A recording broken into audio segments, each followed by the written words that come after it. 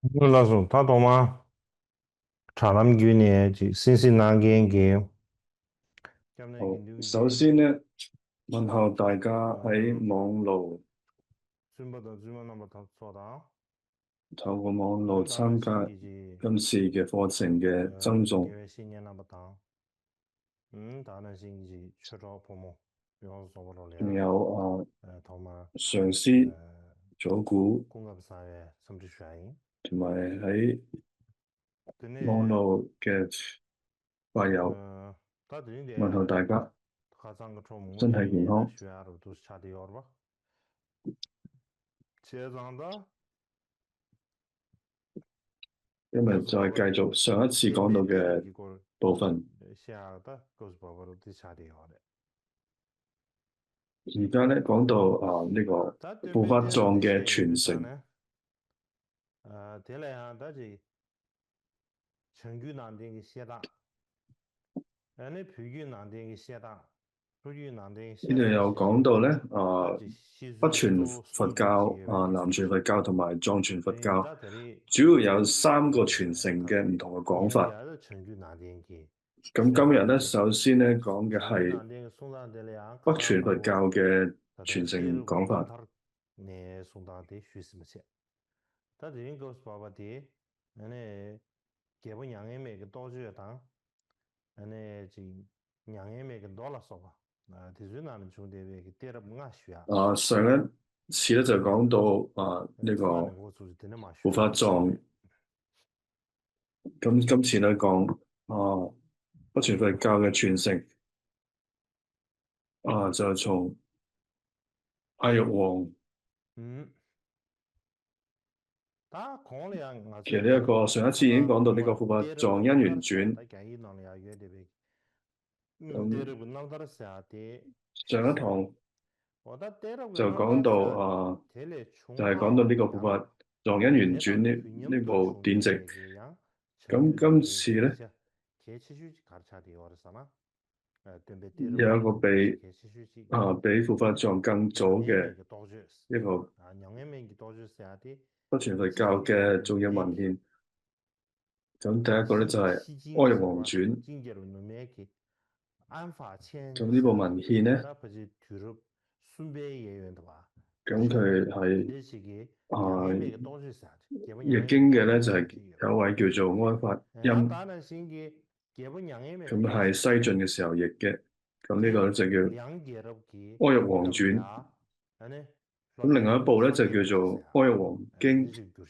咁呢個係喺梁朝嘅新加坡羅佢譯嘅，咁大概喺5世紀左右譯嘅。咁呢個係北傳佛教比較重要嘅文獻嚟嘅兩部。咁同樣咧，呢兩部文獻咧係研究阿育王時代呢個時代嘅佛教歷史咧最重要嘅資料之一。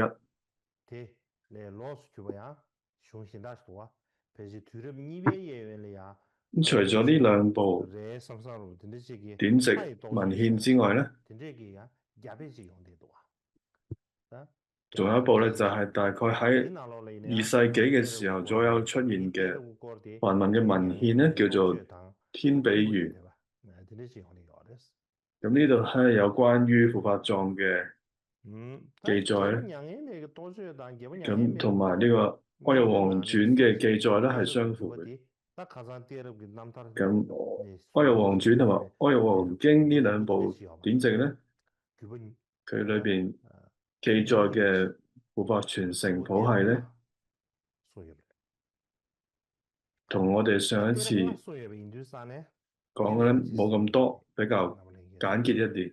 佢主要講咧係5代嘅傳承啫。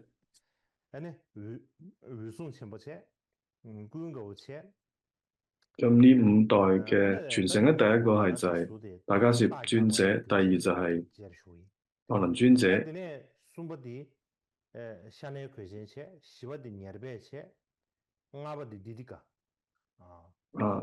第三末田底迦跟住係雙流和修，跟住係優布谷多。咁呢5位。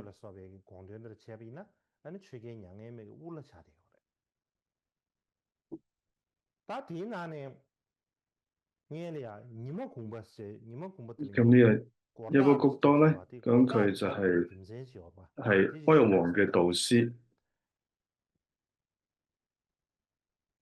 咁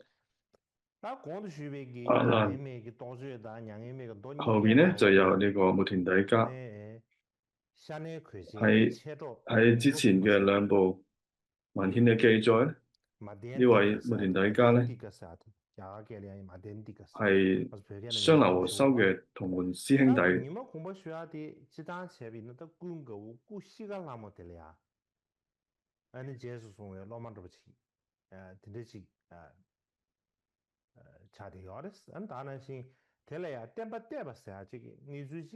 而亦都係阿蘭尊者臨終之前嘅弟子嚟嘅佢。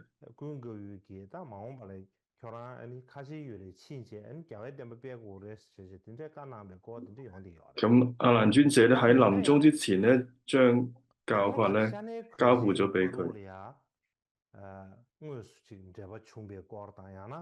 咁並且咧係付囑佢咧去前往迦什彌羅去弘揚佛法嘅。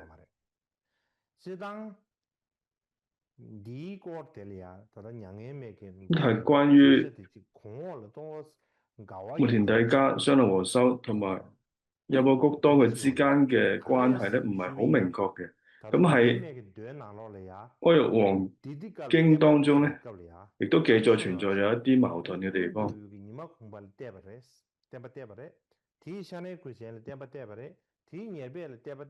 一方面咧喺呢個提多加接受教法傳承嘅時候咧，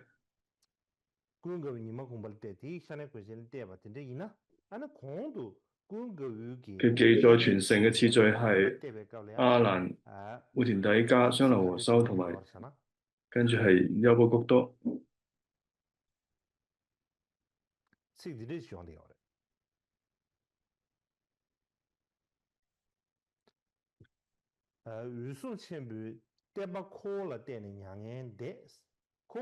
所以另外一方面咧，又記載咧，阿蘭尊者係直接去傳俾雙流和修嘅，中間係冇穆田底加嘅。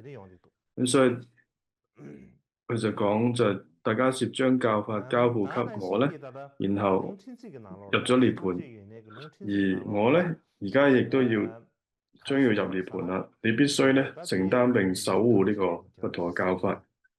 咁呢兩種記載之間咧，其實有明顯嘅矛盾啊，所以顯示咧喺早期嘅佛教傳承譜系裏邊咧，記載咧係好有複雜性同埋多樣性。咁喺根本說一切部雜事當中，亦都有記載咧，喺佛陀涅槃100年之後咧，將會有一位叫穆田底加嘅比丘出現，而佢咧亦都會弘揚教法嘅。咁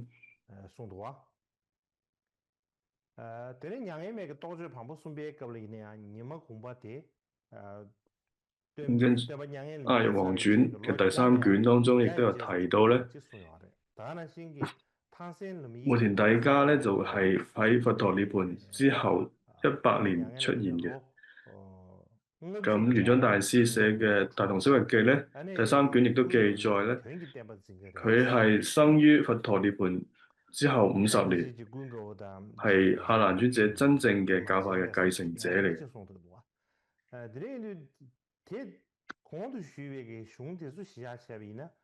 所以咧，從以上嘅文獻咧，從呢個北傳嘅記載咧，穆田底加咧係依照咧阿蘭尊者授記同埋遺囑，叫佢咧前往迦什彌羅去弘揚佛法嘅，但係冇好明確去講佢就係阿蘭尊者嘅親傳弟子嘅。咁喺呢度大部分都係講係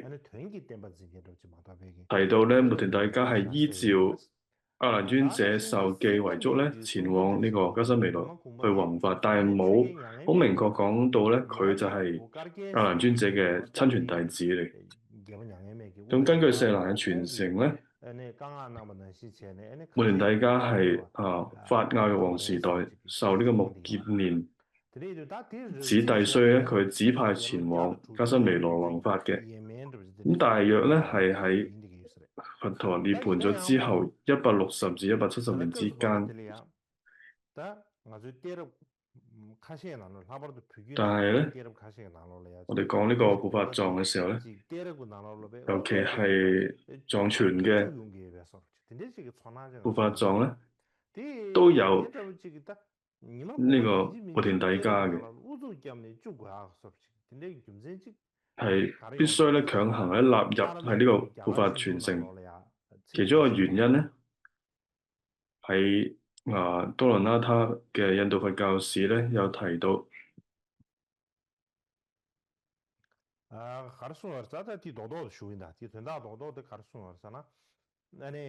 簡要嚟講咧，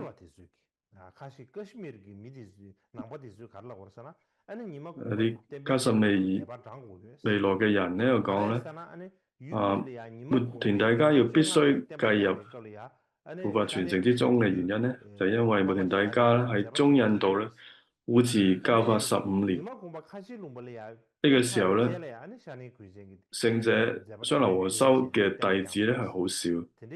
咁喺穆田大家到咗加辛彌羅之後咧，雙流和修咧先至開始護持佛教法嘅。所以咧，護法傳承咧應該係8代，應該唔係7代，係8代。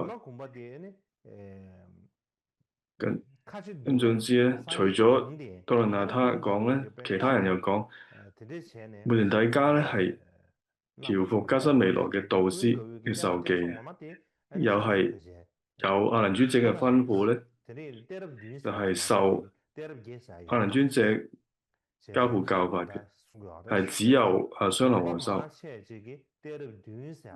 因此咧，護法傳承咧只有7個人。咁所以咧，西藏咧就依從後邊呢一個講法。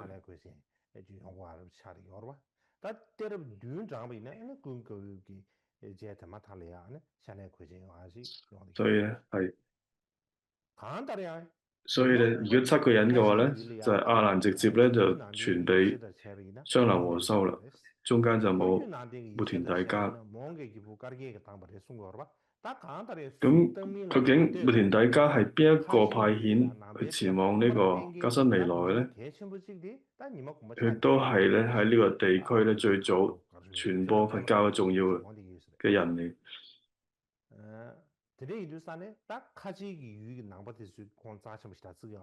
所以後來咧，加辛彌羅嘅人都好重視佢。咁加辛彌羅樹一切有部，特別係有部嘅勢力咧係好強大。所以因為佢哋強大咧，所以主張咧將穆田大家納入到護法嘅傳承當中。咁呢個都係好多而家嘅一啲學者嘅一啲結論嚟。一般嚟講咧，護法傳承嘅譜系咧，係咪需要具備和尚同埋弟子或者師徒嘅關係咧？咁呢個係一個好值得探討嘅問題。例如咧，阿蘭嘅受戒嘅和尚咧係咪大迦葉？亦都存在爭議。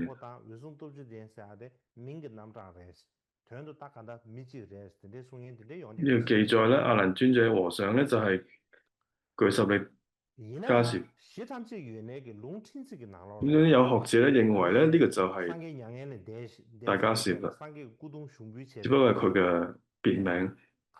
咁喺呢個集事當中咧，亦都有記載到。佛陀荼毗嘅時候咧，當時大地上面咧有4位大聲聞。聲聞乘嘅阿羅漢咧就係尊者憍陳如啦，尊者大勸導，尊者十力迦葉，以及尊者大迦葉。咁呢度咧就表明咗十力迦葉同埋大迦葉咧係兩個唔同嘅人。咁即使講係十力迦葉同埋具十力迦葉係有差別嘅咧，咁亦都好難找到文獻有個依據。咁喺巴利律藏當中咧有記載，阿難嘅受戒師咧叫做貝勒塔斯薩。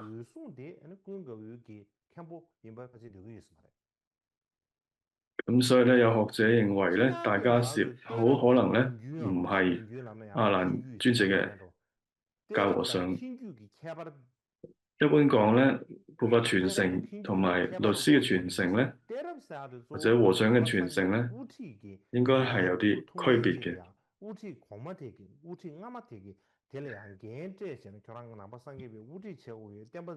咁護法傳承咧係關於佛教嘅領導權嘅傳承，係由前任嘅領導者咧，將護持教法嘅責任咧交付俾有能力嘅承擔嘅繼任者。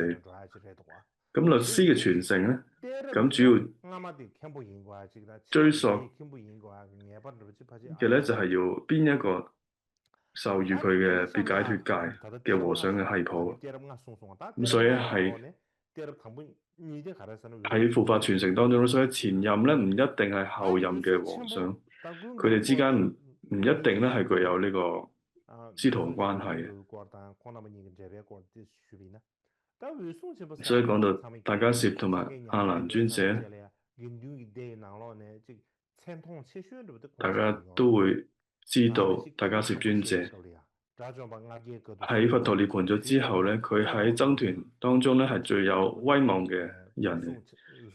咁佢亦都係咧第一次去做結集嘅主持者嚟，喺呢個四阿含當中有記載。四阿含喺藏文係冇嘅，咁喺中文同埋巴利文咧係有嘅。係上年咧我哋有介紹過。咁總之四阿含咧有記載咧，佛陀咧將法座咧嘅一半咧讓咗俾大迦葉，然後咧亦都請佢咧為大眾說法。咁同埋咧佛陀咧親自將自己嘅素糞衣同埋大迦葉嘅袈裟咧去交換。咁最後咧，大迦葉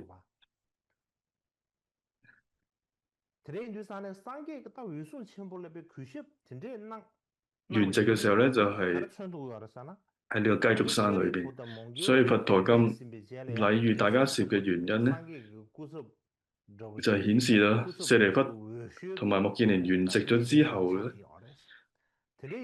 大迦葉咧就成為咗係最適合代表嘅長老嚟嘅。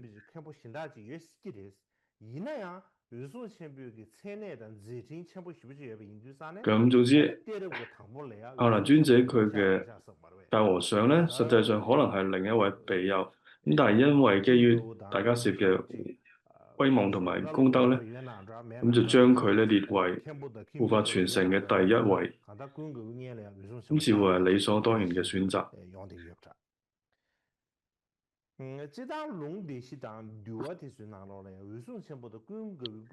一般嚟講咧，四阿含咧嘅記載或者律藏嘅記載咧，大迦葉尊者同埋阿難尊者之間咧係有一啲嘅不和嘅，係存在一啲不和嘅。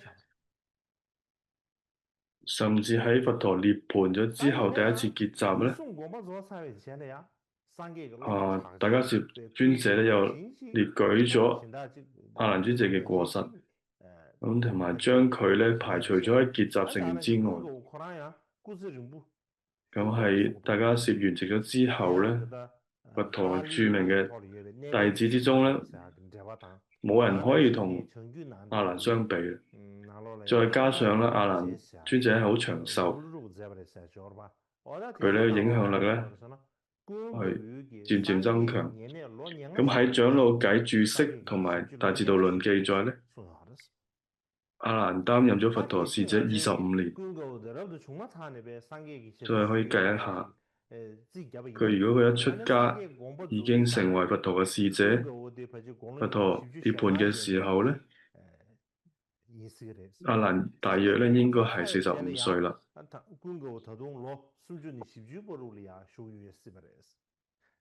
咁而佛陀涅槃咗之後咧，阿蘭又可能活到30到40年。所以由於阿蘭尊者嘅壽命同埋事業都好廣大，去到第二次結集嘅時候咧，好多嘅各部派嘅律藏當中有講到咧，有8位嘅著名長老咧，至少有6位咧都係阿蘭尊者嘅弟子嚟。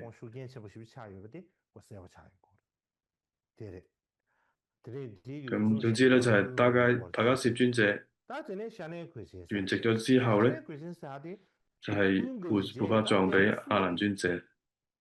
咁阿蘭尊者之後嘅第3位護法藏傳承者咧，就係雙流和修。咁係根據愛玉王經嘅記載咧，阿蘭嘅弟子咧就係雙流和修。咁佢出生喺呢個王舍城，而佢主要弘法地區咧就係西方。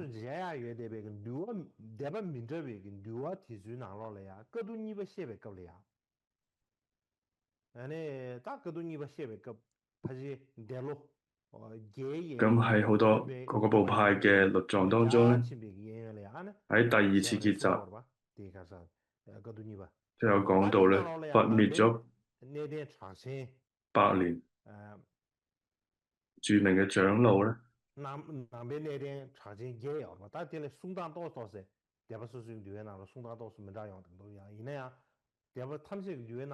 有唔同嘅講法。著名嘅長老有邊幾位咧？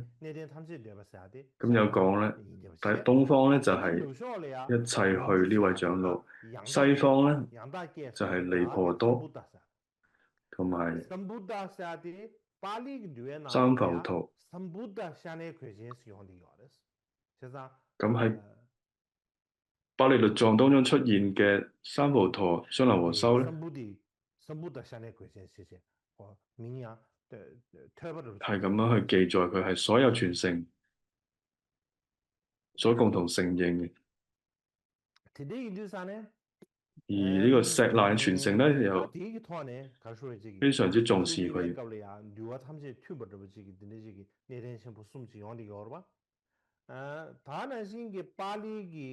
咁係第2次結集嘅時候咧，係3位好著名嘅長老，就呢3位。咁係巴利文當中記載到呢個三浮屠、雙流和修咧，咁喺中文咧就冇提到呢個三浮屠啦。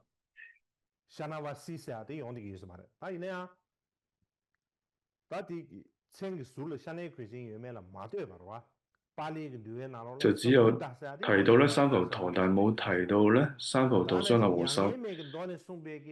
咁總之咧，巴利文咧總之要稱呼佢做咧三浮屠。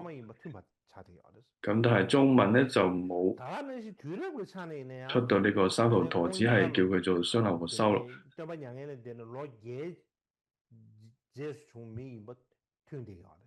咁總之咧，佢都係佛陀涅槃咗之後咧，100年之後嘅一位長老大師嚟。咁據說咧，佢住嘅地方咧，即係三浮屠、雙流和修咧，住嘅咧就係呢個阿夫恒河山，係巴利文嘅記載。咁喺《哀若王經》嘅記載咧，雙流和修咧係住喺呢個優樓曼陀山。咁所以呢個山嘅名係唔同嘅。咁根據呢兩個文獻咧，都北傳同南傳咧都好清楚表明到咧，呢座山咧係可以坐船咧去抵達嘅地方嚟。總之咧，以上嗰啲理由咧，大多數嘅學者係呢位第二次結集之後出現嘅呢位三浦陀雙流和修咧，同呢個庫法藏嘅雙流和修咧係同一個人嚟嘅，好多學者都係咁認為。咁喺南北傳嘅庫法藏嘅呢個差異嘅時候咧，就可能會更清楚。咁係《哀若王經》講到嘅呢個庫法藏就係咁啦，佢就係雙流和修之後嘅咧第四代就係優波谷多。咁喺好多嘅文獻當中咧都有提到優波谷多，譬如增一阿含經咧有記載到，而《哀若王傳》咧亦都有記載到咧佛陀俾佢嘅一個授記。咁呢個優波谷多出現嘅年代咧，根據相關嘅文獻記載咧，優波谷多嘅晚年咧就啱啱係哀若王嘅時代。咁哀若王嘅時代咧就係佢登基嘅時間，大約咧就係佛陀涅槃咗之後160至170年之間。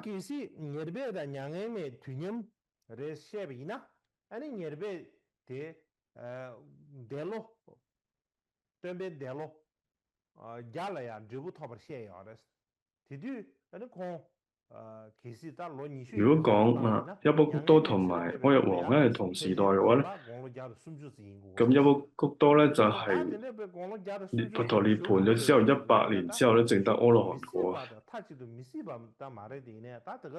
如果佢20歲，咁哀若王登基嘅時候咧，佢應該係130歲。咁咧應該就好似唔係好可能。咁咧有啲確實咧難以獲得普遍嘅認同。咁所以現代有啲學者認為咧，北傳佛教講咧優波谷多咧係同哀若王咧係同時代。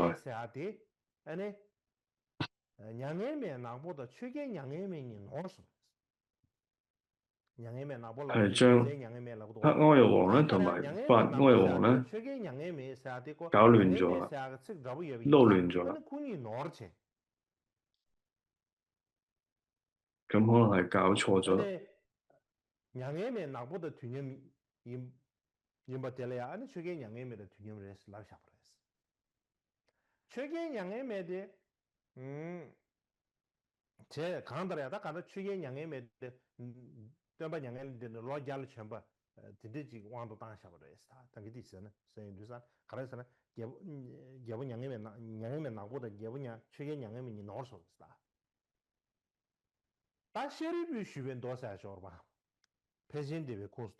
咁係喺舍利弗文經當中有記載到咧，呢位優波谷多係佢之後咧就係孔雀哀若王啦。孔雀哀若王咧就係優波谷多之後出現。咁如果咁樣講咧，就比較容易接受啦。咁據說呢個舍利弗文經優波谷多咧活咗100多歲，咁係喺哀若王出生之前圓寂嘅。咁呢度同多羅羅他去講咧，哀若王年輕嘅時候咧係同咧優波谷多晚年咧係相符啦。咁有位國狼派專者咧，仍有講到咧，阿育王係佛陀涅槃咗之後100年嘅人。咁咧被認為咧係同呢個黑阿育王咧係混淆咗。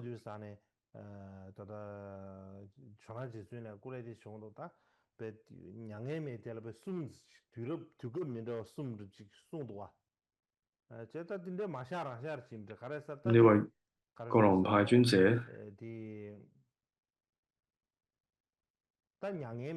就講咧，就有因為阿育王有好多位，有白阿育王啦，有黑阿育王啦。如果冇分清楚咧，就好容易會混淆啦。咁就總之咧，優波谷多之後咧就傳咗俾提多迦啦。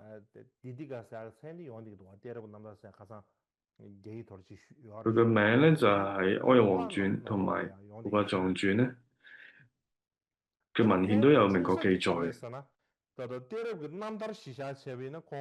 就係優波谷多將教法傳俾提多迦，就係第5代嘅護法傳承者。咁根據咧《護法藏傳》咧，佢係出生喺呢個摩偷羅，咁係多羅蘭塔嘅印度佛教史咧，據說咧佢出生喺呢個聖地烏甸雅加嘅一個國嘅一個富人嘅仔。咁雖然咧佢係同法阿育王咧同時代，但係咧就冇記載到佢哋係有交往過。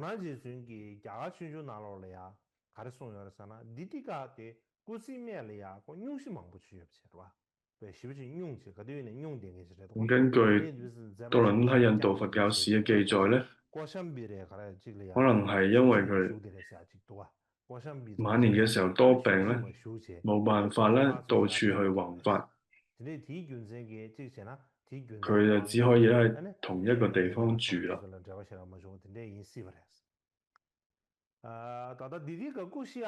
歷史上面咧有冇記載到佢同阿育王有好多互動？咁佢圓寂嘅時間咧？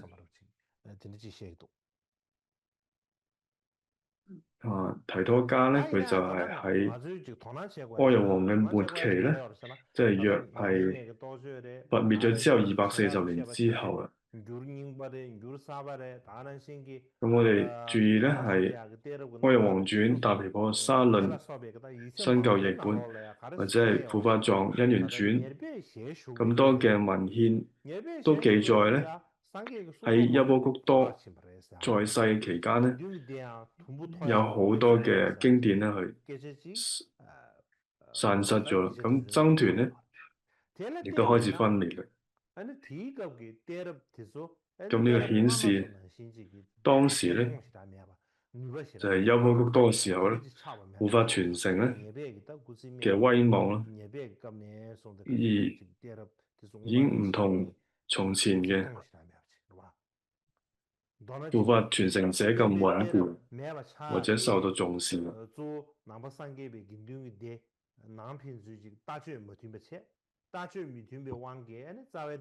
咁總之咧，護法傳承嘅消失咧，係因為咧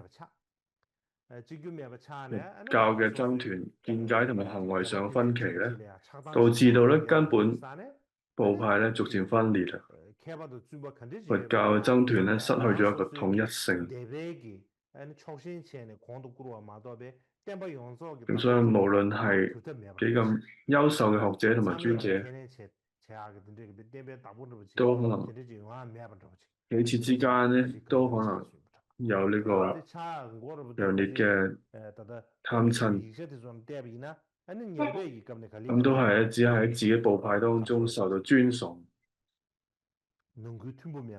所以就係優波谷多之後咧，僧團慢慢分裂，就冇咁穩固啦。護法藏嘅威望咧，亦都冇咁穩固。咁我哋講到呢五代嘅傳承，咁五代嘅傳承咧，係一個核心嘅框架。咁樣就係呢個《護法藏因緣傳》當中嘅核心框架嚟嘅，呢五代傳承。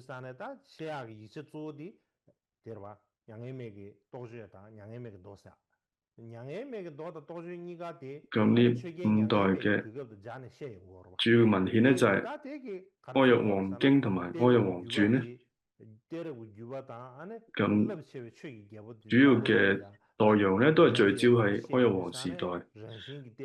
咁即係話咧，將護法藏傳承咧同呢一位偉大嘅護法王咧係相連結嘅，即係同阿育王相連結，咁好大咁增強咗佢嘅權威性，就係呢個護法藏嘅權威性同埋歷史感。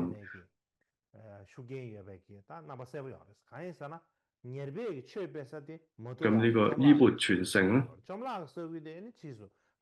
護法藏嘅譜系咧係有鮮明嘅說一切有部嘅特色，因為咧優波谷多佢弘法嘅地方主要咧係呢個摩偷羅呢個地區。啱啱咧呢個地方就係說一切有部嘅主要嘅據點。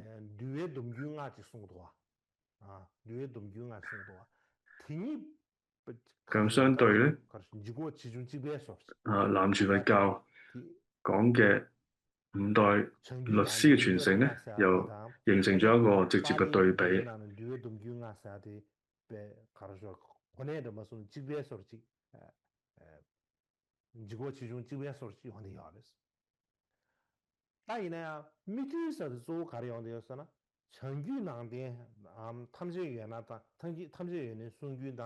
主要嘅差別咧係北傳說一切有部同埋南傳嘅分別說部咧，對於阿育王嘅導師係邊個咧？其實有一個唔同嘅答案。北傳咧就係認為優波谷多，南傳咧就係目犍連子弟衰啦，所以就係咁呢個咧就係喺後邊之後再講。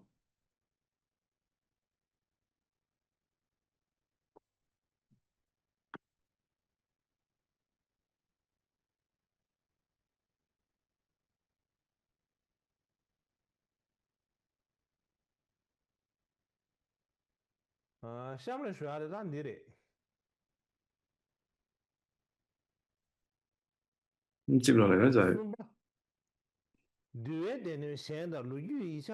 講北傳佛教當中其他律藏同埋文獻中嘅差異。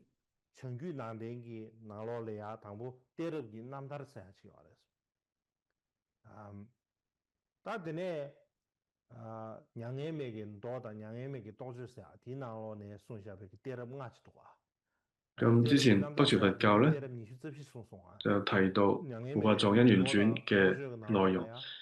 咁頭先咧就係亦都有講完呢個《阿育王經》同埋《阿育王傳》五代嘅護法藏嘅傳承。咁然後而家係講呢個其他嘅律藏嘅文獻咧有咩唔同嘅講法？咁首先咧就要講咧就係大眾部律嘅護法藏傳承，咁就係講北傳佛教禪宗嘅，又會講下禪宗嘅護法藏傳承西天28祖嘅。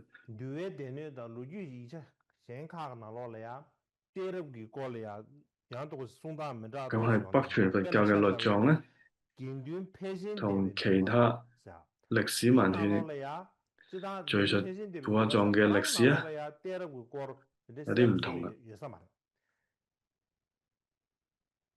咁喺呢個摩僧祇律當中咧，雖然冇好明確咁記載護法藏嘅傳承，咁但係佢有記載到第二次結集，即係七百結集咧，參與阿羅漢嘅名單咧係有記載。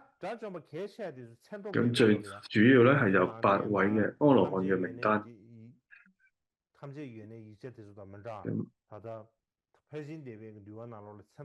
咁南傳佛教同埋說一切有部嘅文獻咧嘅名單咧有啲唔同，咁顯示咧大眾部本身咧係有佢獨特嘅歷史觀點。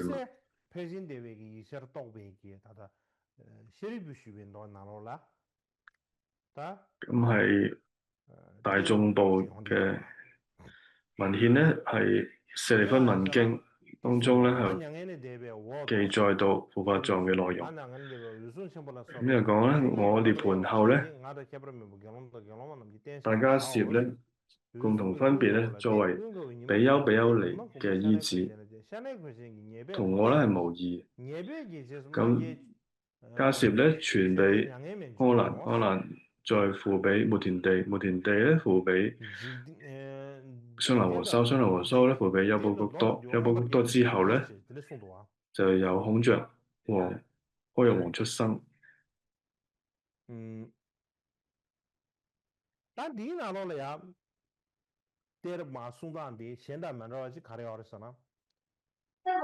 咁喺呢度睇到最大嘅差異咧，就係將莫田底迦咧，將佢咧放咗喺阿難同埋相留和修之間。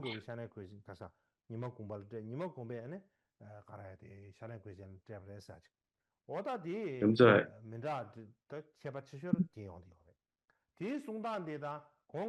阿難傳俾末田底迦，末田底迦再傳俾相留和修。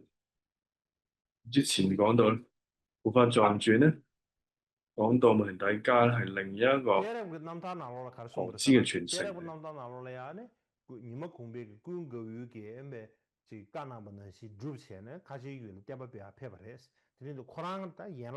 咁阿難尊者咧係輔助佢咧去迦濕彌羅咧去弘法。咁所以咧又提到末田底迦係另一個旁支嘅傳承嚟嘅。咁雖然咧係阿育王傳咧有一個類似嘅暗示，咁但係喺正文當中咧冇提到末田底迦係計入去呢一個護法傳承嘅。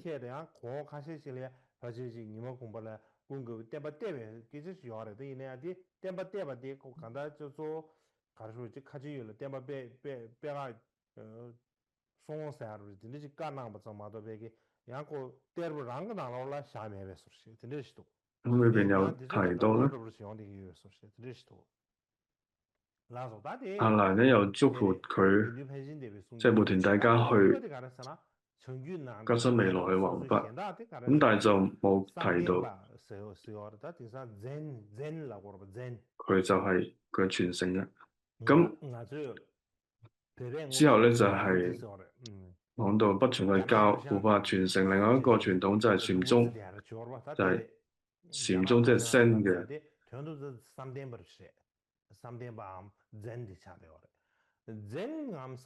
係漢地嘅傳統啦。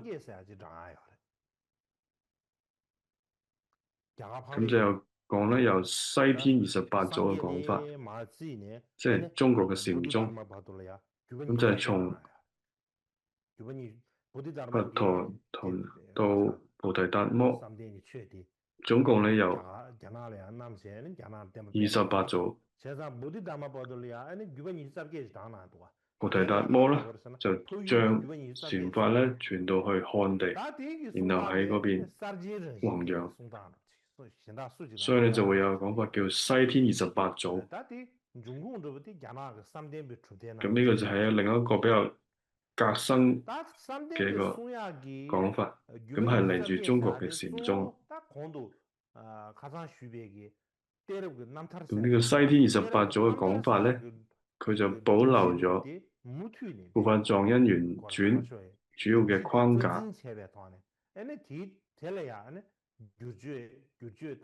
但係對於佢嘅內容咧，進行咗一啲改造同埋擴展，佢就延長咗傳承嘅系譜。咁喺禪宗列舉佢西天嘅祖師數目嘅時候咧，從部法藏因緣轉大概23、24位，延長到去28位。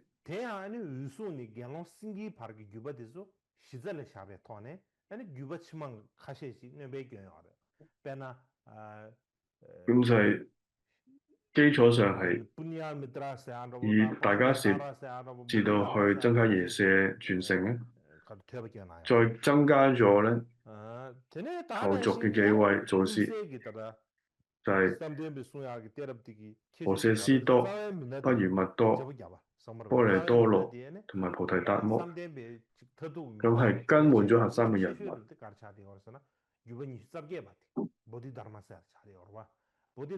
咁禪宗最終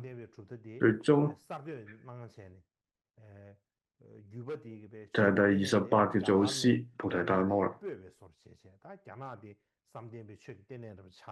佢就係最重要，佢就將咧呢個正法眼藏直接傳入咗中國。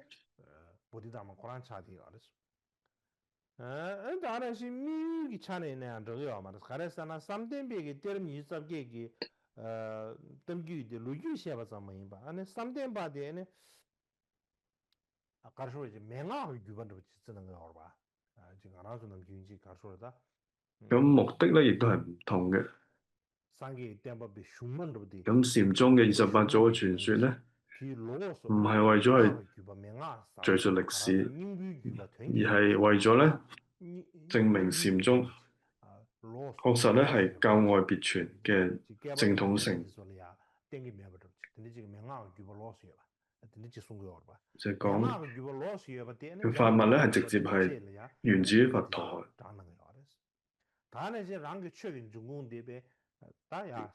要為咗證明呢個教外別傳嘅正統咧，就要講咧，佢係直接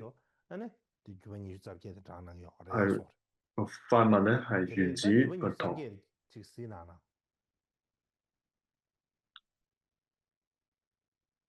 所以咁28祖係邊28祖咧？咁而家可以俾大家睇。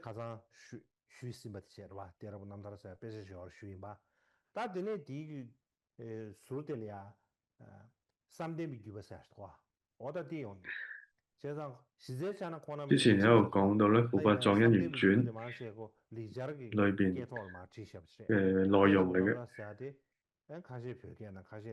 另外一邊咧就係禪宗28祖，咁大部分咧都係名都係梵文，大迦葉尊者、阿難尊者。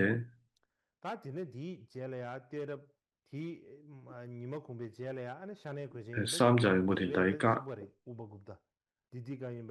第四就係雙流和修，咁然後優波谷多、提多迦等等等等咧，都係同阿育王傳咧係大概一樣嘅。咁去到第6個之後咧係有啲唔同啦。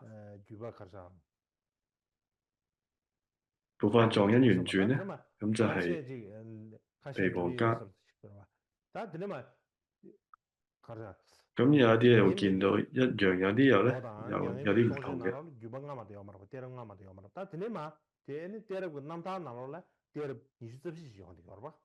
咁阿育王傳咧只係得到第5代嘅，咁而禪宗咧有28位，而部法藏咧就24位。咁所以多出嚟有幾位啊？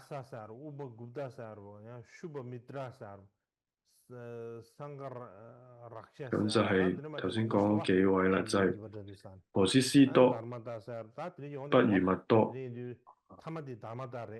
波利多羅同埋菩提達摩，就呢幾位咧係增加出嚟嘅，就喺禪宗嘅28祖當中嘅傳承。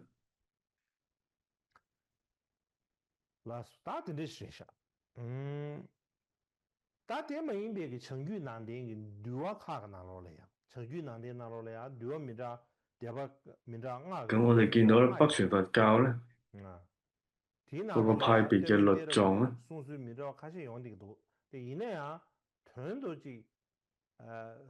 雖然咧出現咗啲唔同嘅佛法傳承嘅講法，但係咧實際上咧唔係咧教法付囑嘅傳承，而係咧律師嘅傳承，或者係戒和尚嘅傳承。咁呢個傳承方式同南傳佛教傳統咧比較相似。南傳咧就比較重視咧戒律同埋和尚嘅傳承。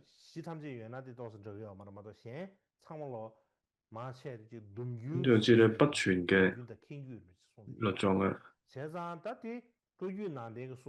或者說一切有部有啲唔同嘅講法。咁但係咧大概都係講律師嘅傳承。咁到我哋之後咧係討論南傳佛教傳統嘅時候咧，再去講。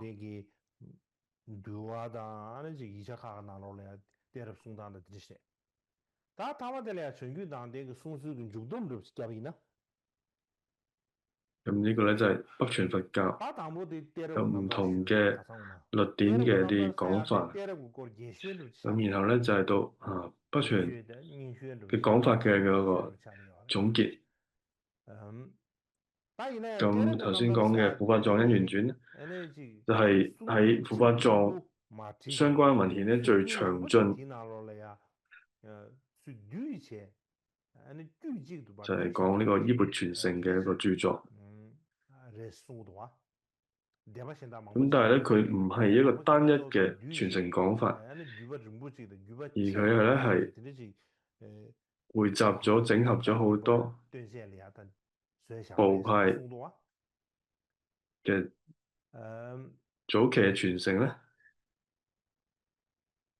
編織成一個好漫長咧，又好似未曾中斷嘅一個傳承嘅一個系譜。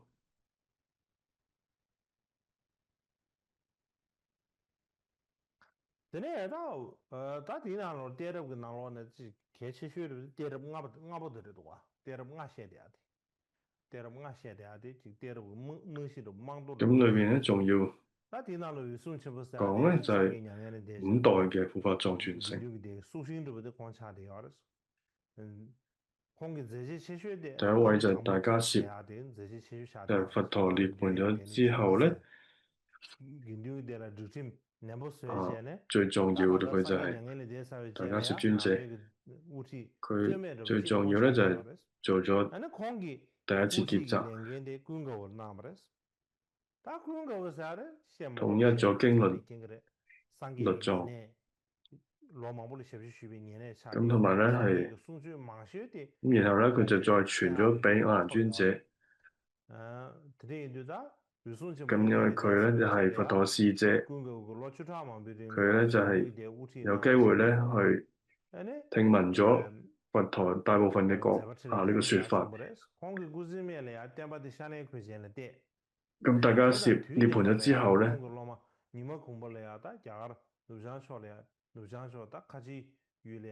傳咗俾阿難，阿難領導咗之後咧，佢晚年咧將佢阿難尊者嘅教法咧，亦都付囑咗俾雙林和修。同時咧派個弟子木田地咧去印度嘅優濕彌羅地區運法。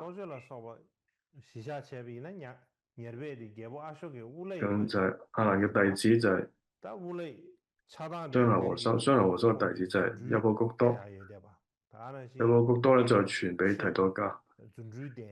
咁所以喺《阿育王傳》裏邊記載咧，優波谷多咧係阿育王嘅導師嚟，咁佢亦都會咧，有時候咧透過咧神通嚟去到講法，咁而引導咧阿育王歸依佛教，同埋咧令到佛教咧開始發展成為世界性嘅宗教。咁總之咧，優波谷多之後咧就將佢嘅教法咧傳俾提多教。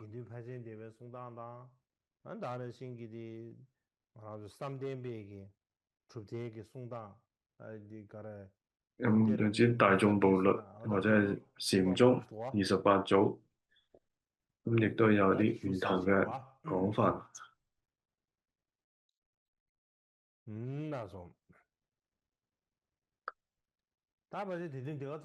好，今日就大概講到呢一度。